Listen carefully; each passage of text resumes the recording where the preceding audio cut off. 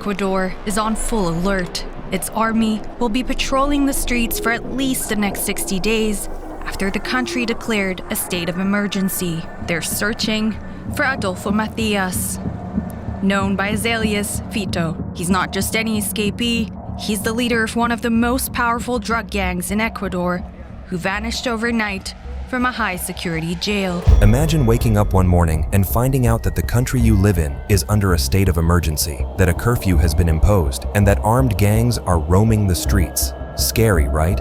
Well, that was the experience of millions of Ecuadorians on January 11th, 2024, when a notorious gang leader vanished from his prison cell and unleashed a wave of violence across the nation. His name is Adolfo Macías Villamar, or Fito, as he likes to be called. He is the leader of Los Choneros, a powerful criminal organization with ties to the Mexican Sinaloa cartel. But unlike the infamous leader of the Sinaloa, El Chapo Guzmán, who pulled off several prison breaks through sophisticated tunnels dug under his prison cell, Adolfo Macías, on the other hand, just vanished from his cell, leaving the Ecuadorian authorities with more questions than answers. But how in the world did this guy manage to pull this off? Was it an inside job, or did he just grow wings overnight? Adolfo Macías Villamar had been incarcerated since May 2013, when he was recaptured after escaping from a maximum security prison in February of the same year. But even behind bars, the notorious narco lord continued to run his criminal empire, using his loyal followers and corrupt prison guards to carry out his orders. He was involved in a series of violent incidents, including the assassination of the presidential candidate, Fernando Villavicencio, who had denounced the threats he received from the Los Choneros. Macías was also the mastermind behind the 2 bloody prison riots in 2021, which left more than 100 inmates dead. Prolonged gun battles between rival gangs inside Ecuador's largest prison Literal killed at least 68 inmates and wounded 25. This is not the first time inmates have been killed in violence in Ecuador. Bloody fighting inside the Literal prison killed 119 inmates in late September. It was described by authorities as the South American country's worst ever prison massacre.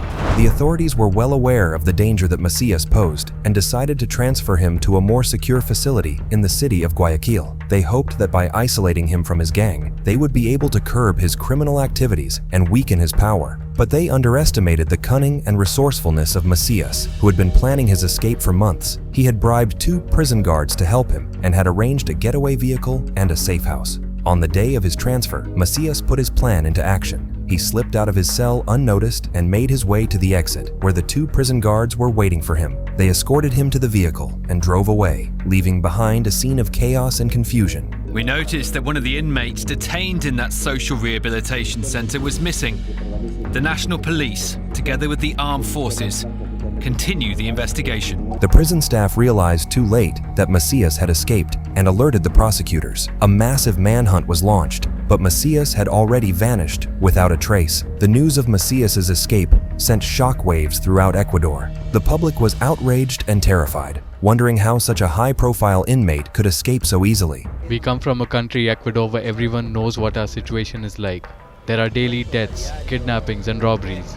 It is complicated and we have no other option. Within a few hours, the media was flooded with reports and speculations, questioning the security and integrity of the prison system. As you would expect, the president, Daniel Noboa, was under immense pressure and scrutiny as he faced the biggest crisis of his 8-week tenure. I call on the citizens because this is everyone's fight and to show their support.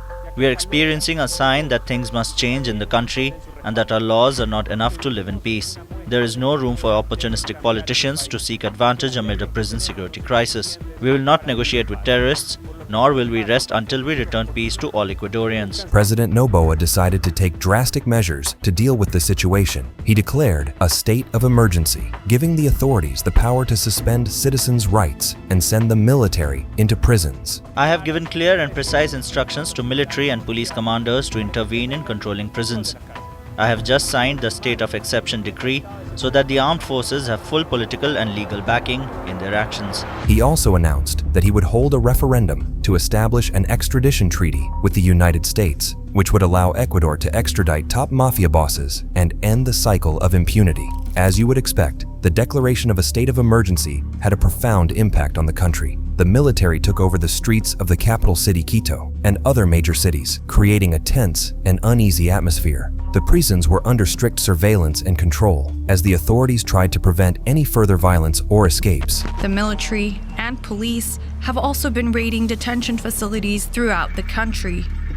They released a video showing detainees at a rehabilitation center stripped down to underwear for a weapons search. The escape of Adolfo Macías was more than just a prison break, but a catalyst for a series of events that would expose the deep-rooted problems and challenges that Ecuador faced. It was a wake-up call for a nation that needed to address the issues of gang violence, corruption, and the influence of narco cartels. It was a story that had only just begun. As gangs, like the one Fito heads, fight over who will control major cocaine routes, many here fear the prison security crisis will spiral further. Adolfo Macías Villamar, who goes by the alias Fito, was the leader of the Los Choneros gang, one of the most feared and powerful criminal organizations in the country. For years, he and his gang terrorized Ecuador with narco trafficking, extortion, kidnapping, and murder. Fortunately, he was arrested in 2011 and convicted on the charges of narco trafficking and organized crime. Following his conviction, he was handed down a 34-prison sentence and imprisoned in La Roca prison. However, on February 11, 2013, the narco lord pulled off a daring prison escape alongside 17 other members of Los Choneros. To carry out this escape, they subdued 14 prison guards and fled by boats on the Dole River. After being on the run for about 3 months, Fito was recaptured again at his residence in May 2013. Following this arrest, he was sent back to prison again to continue serving his time, but that did not stop the notorious narco lord from continuing his criminal activities from behind bars. He controlled the prison system with an iron fist, orchestrating deadly riots and clashes with rival gangs. But Fito had a bigger plan, and he executed this plan in January 2024 when he pulled off another daring prison escape to reclaim his throne as the king of the underworld. How he did this remains a mystery, but the most plausible theory was that he paid off 2 corrupt prison officials who helped him pull this off. I mean, he couldn't have done this without a capable inside help. Anyway, Fito was not done yet. He wanted to send a message to the authorities and the public, a message that would show his power and defiance. So, he planned a brazen attack on a television station, a public broadcaster that had been critical of his gang and now escaped. He hired a group of masked gunmen, armed them with explosives and firearms, and ordered them to storm the studio during a live broadcast. As you would imagine, his attack was a nightmare for the staff and viewers at home, who witnessed the horror unfold on their screens. The gunmen took the employees hostage, forced them to lie on the floor, and demanded that the station air their message. But fortunately, the authorities responded swiftly and decisively. They surrounded the building, cut the signal, and stormed the studio. They managed to rescue the hostages and arrest the attackers, who surrendered without putting up much resistance. It was a victory for law and order, but also a wake-up call for the nation. You see, this attack exposed the deep-rooted problems of crime and violence that have plagued Ecuador for years, and the challenges that the government faces in combating them. Anyway, President Daniel Noboa stood up to the occasion as he declared a state of emergency and mobilized the armed forces to join the fight against the criminal gangs, especially the Los Choneros. The president vowed to capture Fito and bring him to justice and to restore peace and security in the country. However, Fito is still at large, and his gang is still very much active and dangerous. They have been behind many of the bloody conflicts that have erupted in the prisons, where they have clashed with other gangs over territory and influence. Fito's escape has only worsened the situation, creating more tension and instability. He is a wanted man, with a bounty on his head and a target for his enemies. But who's this Fito guy? What is his story? And how did he rise so quickly to this infamous level of notoriety?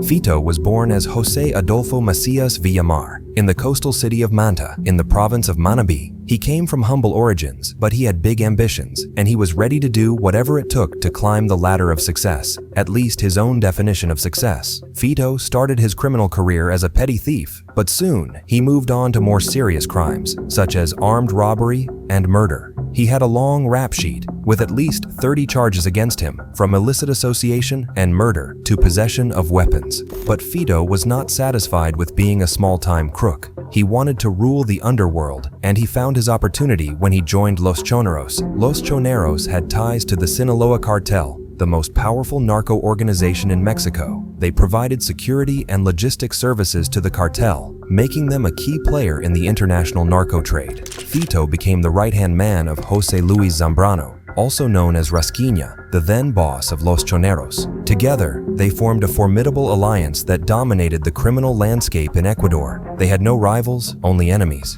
They clashed with other gangs, such as Los Tiburones, over the lucrative smuggling route and territories. They also defied the state by bribing, threatening, and murdering authorities who didn't get in bed with them. But everything changed in December 2020, when Rasquiña was assassinated, leaving a power vacuum in Los Choneros. In the aftermath of Rasquiña's death, Fito and Junior Roldan, another top lieutenant, inherited the criminal empire. But their partnership was short-lived, as Roldan was also murdered shortly after his release from prison. Fito was now the sole leader of Los Choneros, and he wasted no time in asserting his dominance. Soon, Fito expanded his criminal activities beyond narco-trafficking. He became more involved in organized crime, robbery, and of course, murder. Fito was arrested several times, but he always managed to escape or get released. And when he was finally sentenced to 34 years in prison, this guy enjoyed a life of luxury and privilege behind bars, thanks to his connections and influence. He had access to weapons, appliances, and more electric outlets in his cell than a hotel room. He even graduated as a lawyer while in prison and displayed a painting of him in robes as a sign of his achievement. Fito threw lavish parties and posted videos and photos on social media, taunting the authorities and the Ecuadorian people. He also continued to run his criminal network from his prison cell, sending recorded messages to his subordinates and allies. In one of those messages released in July 2023, Fito was seen in a video surrounded by armed men as he recorded his speech from jail. Y como compromiso de la buena fe, hacemos entrega voluntaria de las armas, lo cual demuestra nuestra fe de compromiso que la paz y la seguridad regrese al país ecuatoriano. Muchas gracias. You can hardly believe that this guy was operating from a prison cell. Fito pulled off his most daring feat when he disappeared from his prison cell, leaving the authorities baffled and the country in a state of shock. How did he do it? Was it a planned operation or a lucky break? The details of his escape are still unclear, with conflicting reports and speculation. However, what is clear is that Fito's escape has triggered a new wave of violence, as in between the Los Choneros and their rivals has just intensified. The government has declared a state of emergency and deployed the military and the police to restore order. But Fito is still at large, and his whereabouts are unknown. He is the most wanted man in Ecuador and the most elusive, but will he ever be caught? Ecuador is in the midst of a crisis. A wave of gang violence has swept the nation, leaving behind a trail of blood and terror. Sadly, the prison system, which should be a place of correction and rehabilitation, has become a battleground for rival gangs. Weapons and contraband are smuggled into the prisons, fueling deadly conflicts and criminal activities. The situation reached a boiling point on November 13, 2021, when a massive riot erupted at the Literal Penitentiary in Guayaquil, the country's largest city. This riot was sparked by a feud between two of the most notorious gangs in Ecuador, Los Choneros and Los Tiburones. For hours, the prison was engulfed in flames, gunfire, and explosions as the gangs fought for supremacy. Prolonged gun battles between rival gangs inside Ecuador's largest prison, Literal, killed at least 68 inmates and wounded 25. This riot was one of the worst in Ecuador's history, and it was not an isolated incident. In 2021 alone, about 300 inmates died in similar outbreaks of violence, making it the most lethal year ever recorded. The Ecuador prison has been in news in recent years for overcrowding, poor sanitary and living conditions of inmates. Just a few months before, in September, another horrific riot claimed the lives of 119 inmates. This is not the first time inmates have been killed in violence in Ecuador. bloody fighting inside the literal prison killed 119 inmates in late September. How did Ecuador get to this point, and how did the gangs gain so much power and influence within the prison system? The answers to these questions lie in the complex and long-standing history of gang violence in the country. You see, gangs have been a part of Ecuador's social fabric since the 1990s, when Los Choneros emerged as a violent and ruthless group involved in narco-trafficking. Los Choneros quickly expanded their network and established a stronghold in the prisons, where they recruited new members and continued their illicit operations. To counter the gang presence in the prisons, the government tried to isolate and separate the gang leaders and other influential members from their organizations. However, this strategy backfired as it led to the formation of several subgroups that adopted the names and territories of their respective prisons. These subgroups, operating under the umbrella of Los Choneros, maintained their loyalty and allegiance to the mother organization, but also developed their own rivalries and agendas. One of these subgroups was the Los Tiburones, which later became the main enemy of Los Choneros.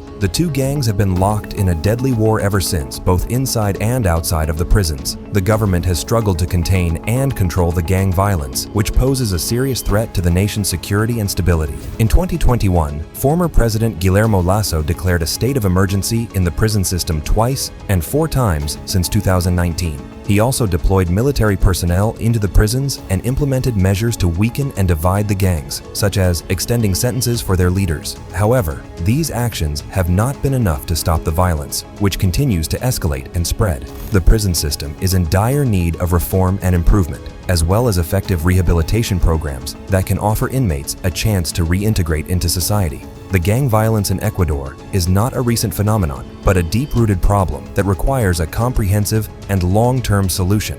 But what are the root causes of this problem, and how can it be solved? One of the main factors is the chronic overcrowding of the prison system, which operates at 55% overcapacity. The literal penitentiary, for example, has 8,500 inmates, but it was designed for only 5,300. Block 1 of the prison is designed for 5,300 people, but currently houses 8,500 inmates, which is 60% more than the capacity. This means that many prisoners have to sleep on the floor, suffer from poor ventilation, and cope with broken facilities. Another factor is the insufficient rehabilitation programs for the inmates, who often join gangs as a way of survival and protection. The government has tried to legalize and support some gangs, hoping to reduce their stigma and violence. However, this policy has been corrupted by political interference and favoritism, especially in regions where politicians have ties with certain gangs. Moreover, the judicial system is weak and biased, as judges can be removed or pressured by political forces. This, of course, undermines the rule of law and the trust of the people. The situation in Ecuador's prisons is complex and challenging. It requires a comprehensive and long-term solution that addresses the systemic issues of overcrowding, rehabilitation, corruption, and justice. Only then can the cycle of gang violence be broken and the lives of the prisoners be improved. But what measures is the current government taking to see that this violence is curbed? Ecuador is a country in turmoil. For the past 2 years, it has witnessed a wave of violence that has shaken its foundations. The epicenter of this chaos, the prisons. There, rival gangs wage war for supremacy, turning the cells into slaughterhouses. Hundreds of lives have been lost in these bloody riots that have shocked the world. But how did this peaceful nation become a hotbed of violence? The roots of the violence can be traced back to the power vacuum left by the dismantling of a major narco cartel in 2020. This created an opportunity for other criminal groups to fill the gap and expand their operations. However, the competition for territory and resources soon turned violent as the gangs clashed over control of the lucrative drug trade. The prisons became the main arena for these conflicts, as the gangs used their incarcerated members to orchestrate attacks and assassinations. The situation spiraled out of control, as the authorities were unable to contain the violence or protect the inmates and staff. This violence has had a devastating impact on Ecuadorian society. It has not only claimed the lives of hundreds of prisoners, but also of innocent bystanders, security personnel, and journalists. It has also instilled a sense of fear and insecurity among the population, who live under the constant threat of violence. But most importantly, this violence has also exposed the deep-seated problems that plague the country, such as corruption, poverty, inequality, and weak governance. In response to this crisis, the government of President Daniel Noboa has launched an ambitious plan to restore peace and security in the country. The plan, dubbed the Phoenix Plan, is a comprehensive strategy that aims to tackle the violence from multiple angles. A new intelligence unit, equipped with cutting-edge technology and resources, to monitor and infiltrate the gangs and their activities. A provision of tactical weapons and training to the security forces, to enable them to respond effectively and decisively to the threats posed by the gangs. A construction of high-security prisons to isolate and neutralize the most dangerous criminals and prevent them from continuing their criminal activities from behind bars. A reinforcement of security measures at the ports and airports to curb the smuggling of drugs and weapons into and out of the country. President Noboa has vowed to leave no stone unturned in his efforts to end the violence and bring the perpetrators to justice. Ecuadorians, the time when those convicted of drug trafficking, contract killings and organized crime dictated to the government in power what to do is over. What we are seeing in the country's prisons is the result of the decision to confront them. This is why we in the government have taken action to regain control of prisons that have been lost in recent years. However, not everyone is convinced by the government's plan. Some citizens argue that the plan is too focused on the symptoms rather than the causes of the violence. I believe that the laws themselves would have to be changed. Many things would need to be done, but I think it would help at least reduce crime at night. They point out that the violence is a result of the underlying social and economic problems that afflict the country, such as poverty, inequality, corruption, and lack of opportunities. They call for a long-term strategy that addresses these issues and fosters a culture of peace, justice, and development. As Ecuador faces a critical moment in its history, the world is watching with anticipation and concern because the fate of Ecuador and its future hangs in the balance. Will President Noboa's Phoenix Plan succeed in quelling the violence and restoring stability in the country? Or will it fail to address the root causes of the problem and ignite more conflict and chaos? Please feel free to share your thoughts with us in the comments below. And if you have enjoyed this video, please do well to give it a thumbs up. And don't forget to subscribe to our channel for more videos like this. Thank you for watching, guys. Until next time, stay safe.